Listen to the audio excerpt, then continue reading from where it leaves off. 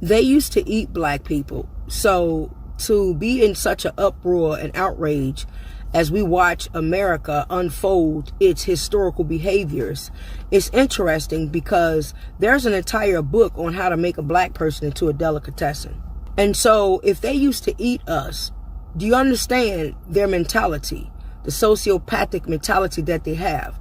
So it's not new for us to see strange fruit hanging, tear gassing middle schools, unaliving people in broad daylight anywhere at their homes at any time of the day, and nothing happens. This is not new to us. What exactly did you think Trump meant when he said, make America great again? Did you think he meant make it great again? No, he meant go back to the times where there was strange fruit hanging. You can unalive people in the middle of the street, spray them with hoses and let dogs eat them.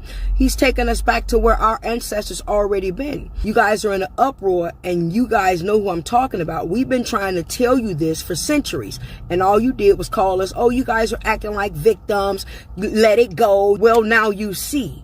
History always repeats itself because this is a narcissistic system, and they will do whatever they need to do to maintain power and control. So now, do you see clearly what we, us black, original people, have been trying to tell you? This is a part of the reason why they keep us divided, so you won't believe nothing that we say. Well, now you get to see it. We ain't got to say nothing.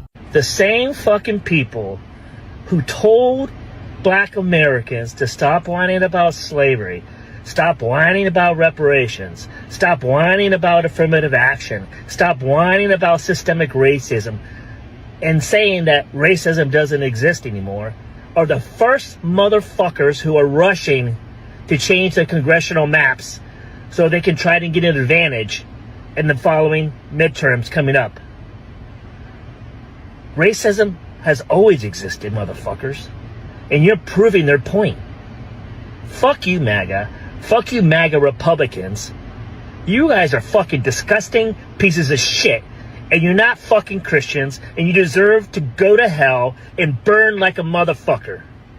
Yeah, that's what every normal, rational American is thinking. Because you guys are fucking disgusting human beings. Let me know what you think about it in the comments below. This is what psychological slavery looks like. Take a listen. Trump is the first black president. Amen. Because he's the first one that has actually addressed issues in the black community. Like, Obama didn't do it. He said it, not me. I mean, in my lifetime, I've gone through Clinton, Bush, and Obama. Neither of them have done anything. They certainly haven't advocated for responsibility and taking ownership of your own life and knowing that you are an individual and that in America, you have freedom. We defined you as free. They didn't even put America first. Yeah, God. You know, Donald J. Trump puts America first. So you gotta love that, man. Awesome. Got to. You guys, this event is absolutely incredible. What's happening in this country, what's happening here in the heart of Los Angeles, California. We are flipping California red. We are taking America back for red, white, and blue. All colors, all flavors, all races, all religions. It's all e pluribus unum, from the many one. We are one people, one nation, under God, indivisible, with liberty and justice for all. For all. 4 more years. 4 more years for Trump. Okay, so let's be real now. This isn't about a brother in a MAGA hat, right? This is about a disease in our community. A deep generational brainwashing that makes us defend the very system that was built to keep us down. That is not freedom, my brothers and sisters. That is psychological slavery. When I see a black man calling Trump the first black president, I don't see pride. I see pain that has not been processed. I see somebody who's been so down by the system, so hungry for identity, that he grabs the first thing that makes him feel powerful, even if it's a lie. Let me say this loud and clear. Trump is not and never will be the first black president. He's the first to convince some of us that our liberation lies in submission. He's the first to wear racism in plain sight while using black faces as political props to say, see, I can't be racist. And some of y'all fell for it hard. But it's not just him. It's a systemic strategy. Replace our history with propaganda, feed us toxic masculinity and call it strength. Preach personal responsibility while defunding our schools, stealing our votes, locking us up, and calling our leaders thugs. That's not love, y'all. That's manipulation. Now, don't get me wrong. We have every right to criticize past Democratic leaders, even Obama. But please don't ever confuse critique with betrayal. Don't sell your soul to the same movement that would have had your grandmother picking cotton with a smile just because they told you you're different. You want to be a patriot? Cool, be one.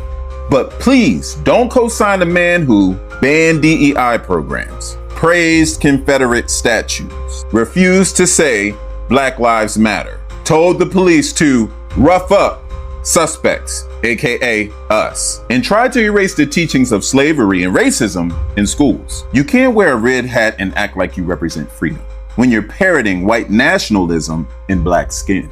The truth is, this behavior is not confusion. It's survival trauma. It's what happens when we've been lied to so long, we start mistaking our oppressor for our protector. But here's the truth. Responsibility without justice is just obedience. Patriotism without truth is just propaganda. And loyalty to a man who wouldn't defend your humanity, that's not love, bro. That's captivity. And to all my people now, this is bigger than him. We gotta stop laughing at this and start healing from this. Because this is not comedy. This is conditioning. So this is something I want to challenge you to do. Study your history. Guard your mind. Speak truth in love, but never sugarcoat reality. And when you see a brother or sister lost in that Maga fog, don't just roast them, reach for them. Because if we don't educate our own, they're going to keep weaponizing our ignorance against us. We are not props. We are not pawns. We are not confused. We are the descendants of warriors, revolutionaries, kings, queens, and freedom fighters. Act like it. Speak like it. Black people are being blamed for homicides that occurred because of COVID-19. There are multiple government agencies that are holding Black people responsible for the homicides that occurred directly because of COVID and the 5 years that followed. If you don't want to listen to the rest of this video, that's fine. But I need you to understand how serious that sentiment is.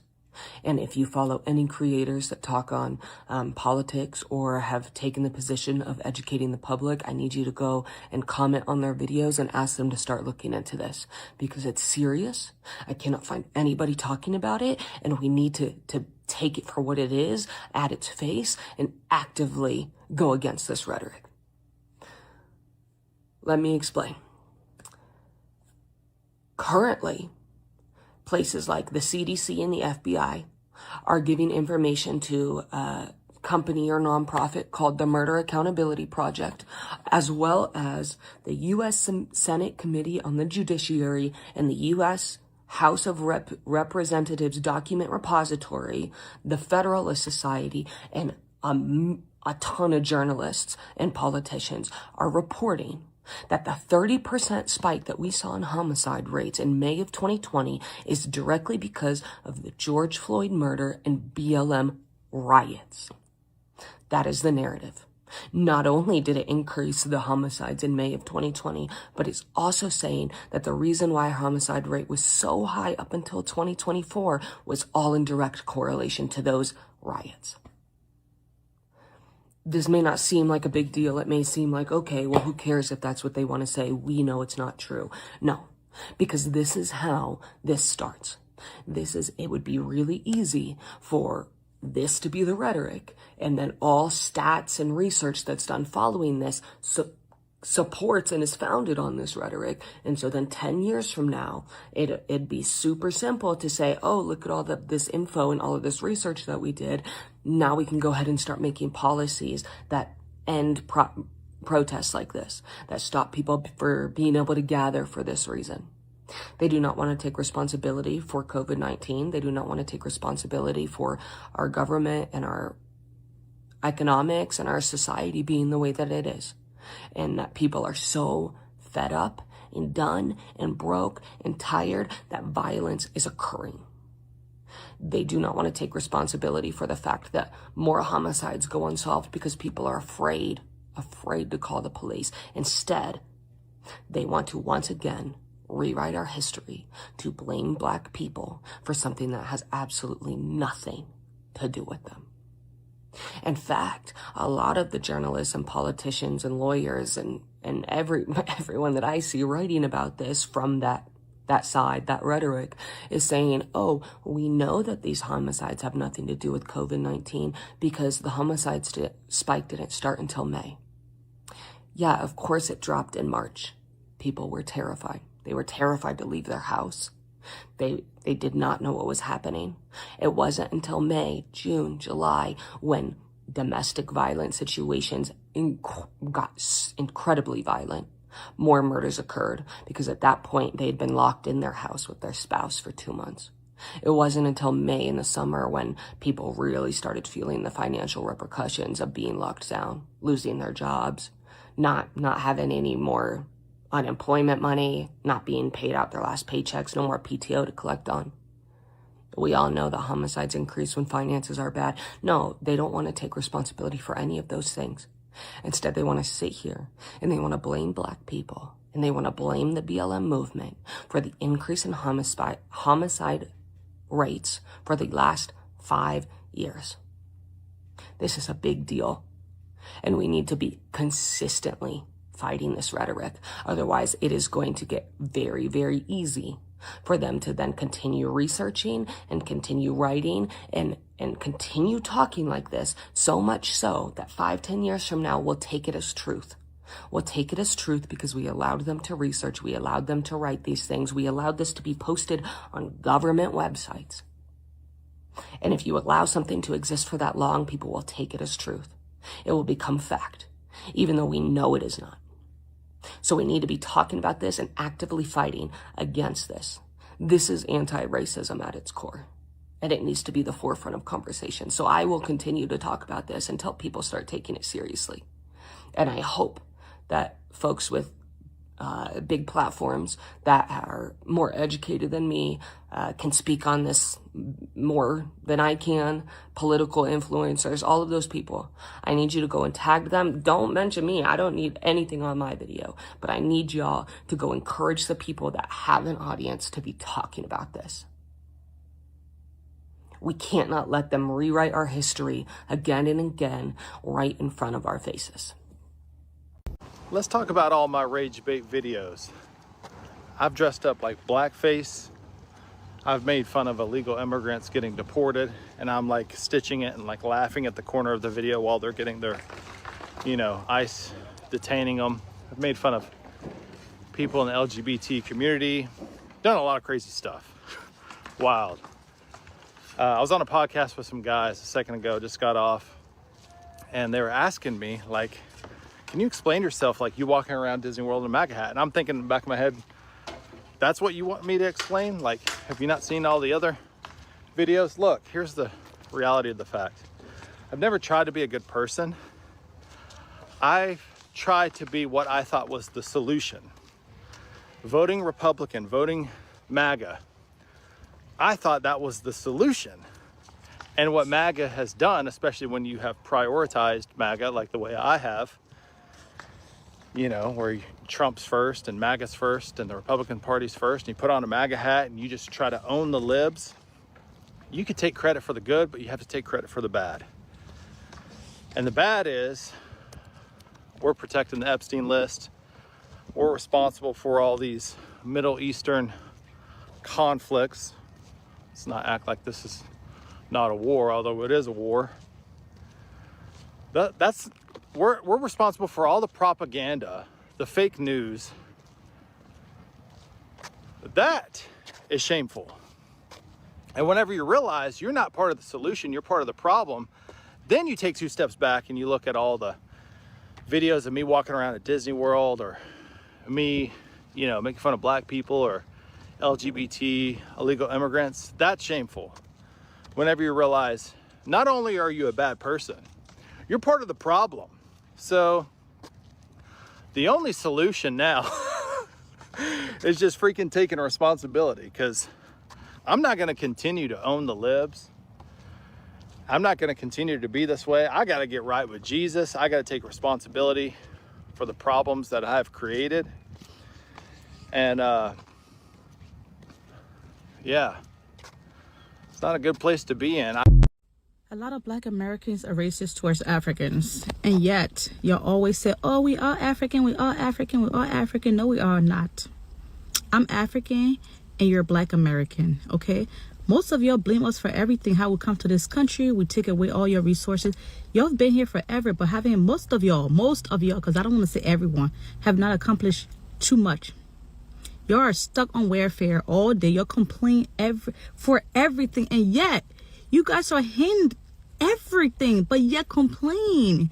You know what? It's time for you guys to stop complaining, stop blaming people for what have happened to y'all in the past, and just continue to work harder. That's all y'all can do. Nobody comes here and take away anything. Everything was already here when we got here. We just have a different path in life, and maybe you should too. Okay. Hey, what's up guys, and welcome back to our channel. So today we want to break down the reason why voters blame Black Americans for American economic problem.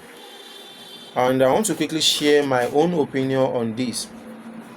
So in my own opinion, one of the easiest thing to do during hard time is to find someone else to blame. But the hardest and most important thing is to honestly ask what is really causing the problem. Because when the economy slows down, prices go up or jobs become harder to find, people naturally become frustrated. Families start struggling to pay bills.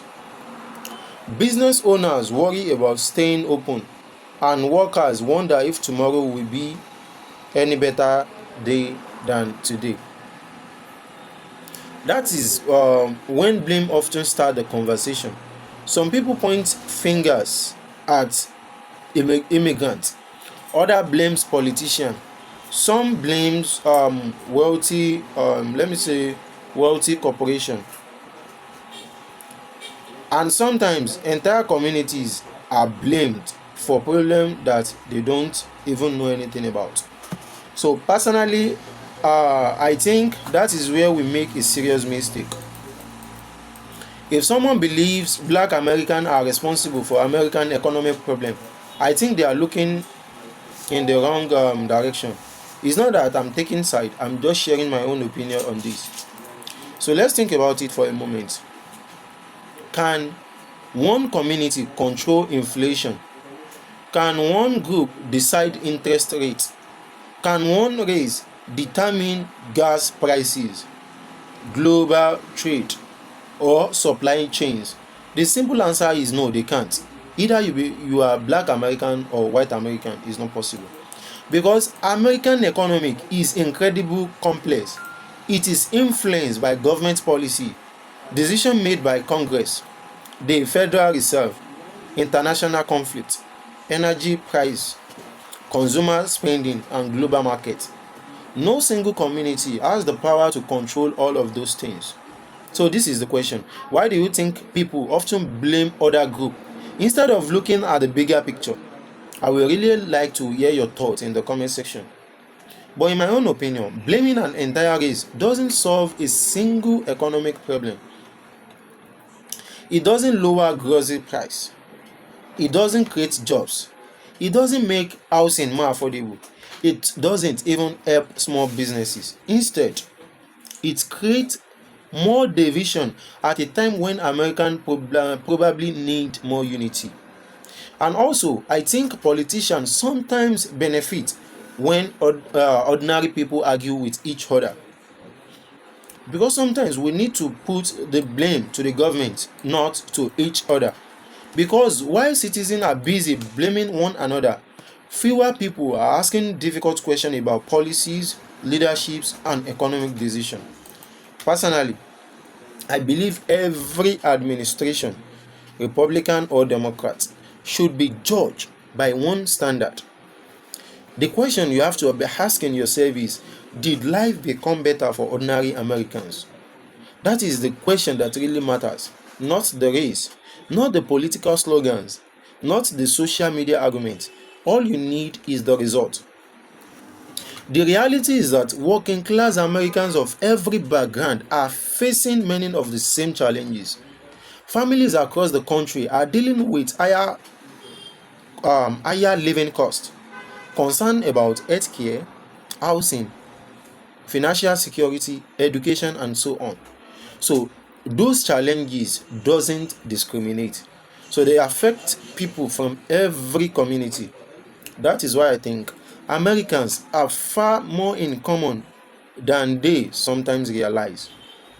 At the end of the day, blaming black Americans or any other group for national economic problem doesn't move the country forward.